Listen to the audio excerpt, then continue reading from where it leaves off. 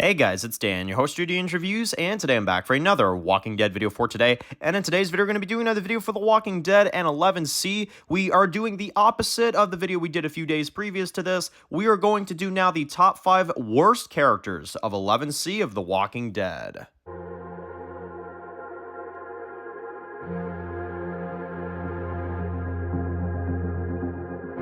Alright guys, this one's going to be doing a review for today. This one's going to be doing a review for The Walking Dead. And in today's video, we're going to be doing another top 5 list. We did the top 5 favorite characters of mine last, I think it was like a couple days ago. We did our top 5 favorite characters of 11C of The Walking Dead. And now this time, we're going to do the opposite. We're going to go through what are our least favorite characters of The Walking Dead 11C. So, we've picked 5 characters as well as a few honorable mentions as well too that we're going to run through. But this is just simply the final season, the final batch of 8 episodes, not exactly the 24 episodes, just the final 8 with 11C. What are my least favorite characters of the half season? Either characters that I feel like were either poorly written or just not used enough, and in that case, you know, they kind of fell flat, or disappointed in characters, you know, that sort of thing. So 11C, I would say, has a lot of fantastic characters. You know, in The Walking Dead, one of the biggest things I'm happy that they did is that the final half of the show really utilized our main characters well. Like, everybody was at the top of their game. Daryl, Maggie, Negan, like, so many people. They even started bringing, like, Connie back into the fold, which I kind of felt like she was more in the background, but they really started to bring her back into the fold, too. So, they really utilized a lot of our characters well, but now it's time to talk about the ones that they didn't utilize well, or that I didn't think was well written, or just anything like that. So, if they didn't make an appearance in 11C, they don't count, so we're not putting Scott from Alexandria, for you people that are going to wonder.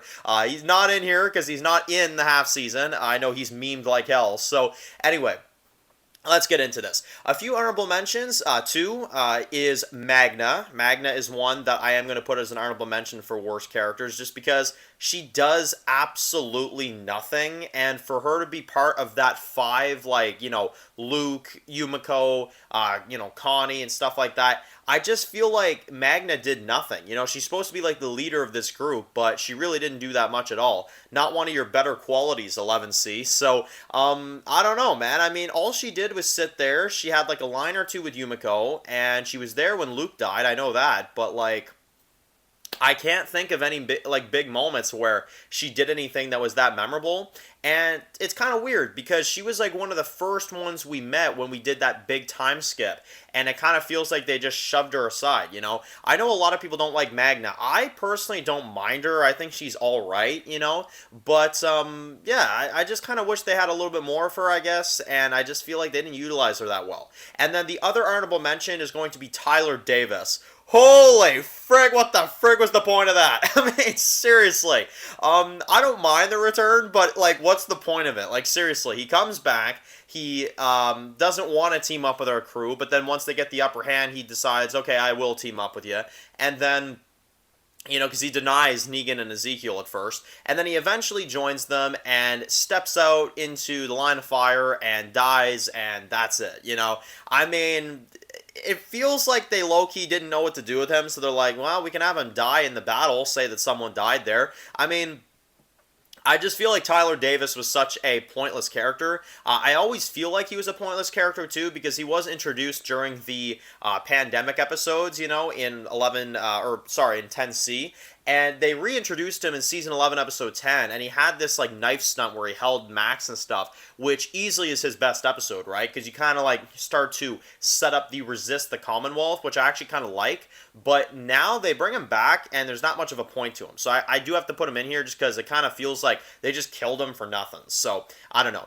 Now to get into the actual top 5, number 5 is going to be Kelly. Now, I do not understand what on earth they were trying to do with this character. I never really ever understand what they're trying to do with Kelly. I mean, you know, Connie is this amazing character and such this like incredible character for Daryl and all this stuff, and Kelly just always gets sidelined, you know, and in particular 11C, like, I don't know what she did, like seriously, answer me, what did she really do that was that memorable in 11C? Like, she stood there and cried because she missed Connie in 1121, like, passed Negan some notes in 22 to try to figure out a plan, like, there wasn't nothing. Like Kelly literally was like such a useless character. And I'm putting her in here because I think for a character that was introduced during that mega time jump, one of the first ones we saw, for her to just get that in the final episodes, yeah, no. I think they should have done more with Kelly in general, but in particular in 11C. Number 4 is going to be Elijah. Now, Elijah, oh my god, what a disappointing character. I gotta tell you, man, this is one thing that I'm really gonna say about Elijah, is that they built him up to be way better than he is. I mean, when we first were introduced to him, he was this badass, like, multi-weapon wielding, like, you know, ninja guy. And he was really friggin' crafty. He was really, really good.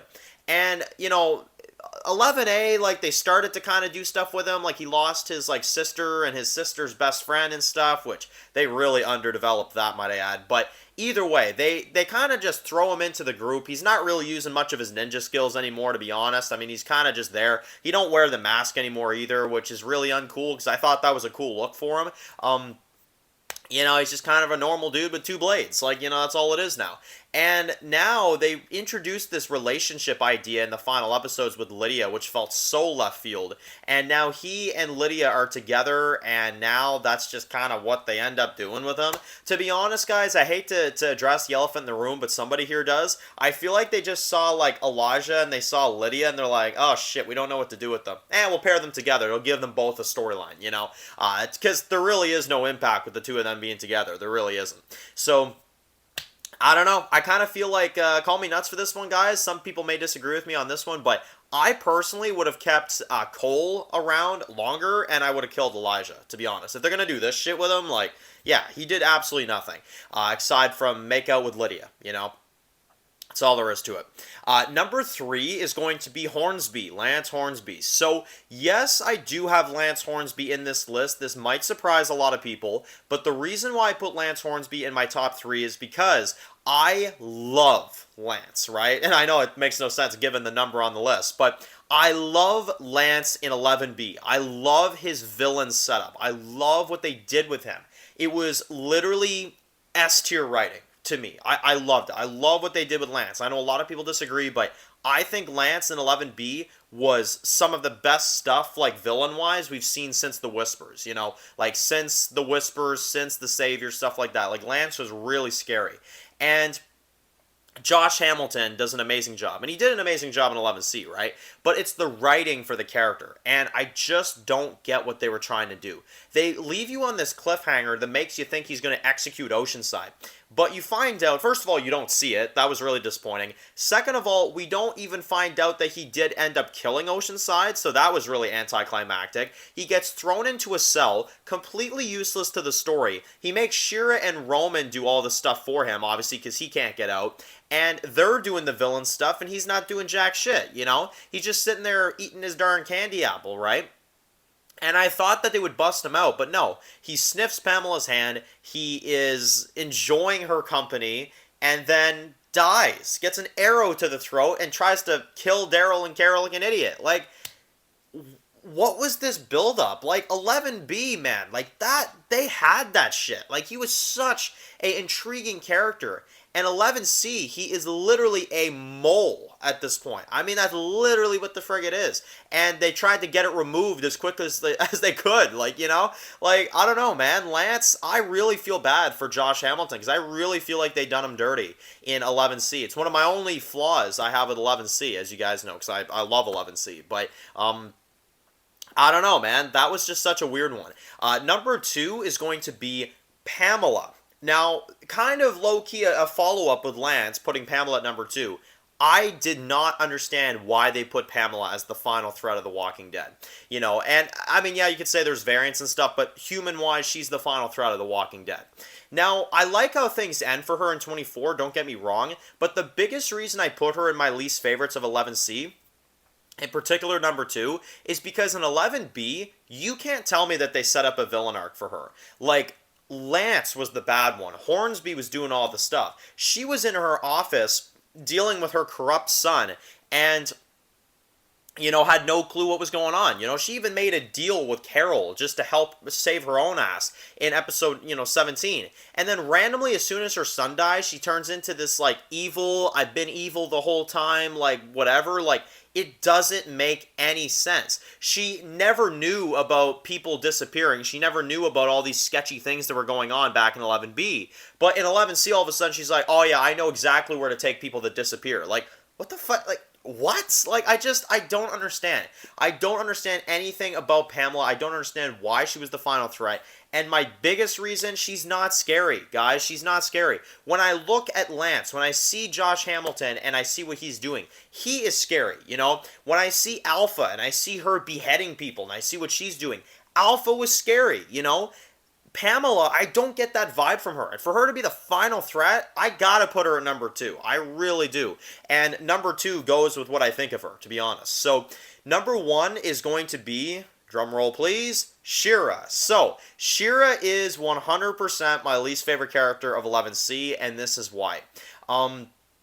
She is so pointless to the story, and she is such a miserable fail that they literally do not tell us what happens to her. But they show us what happens to Roman, right?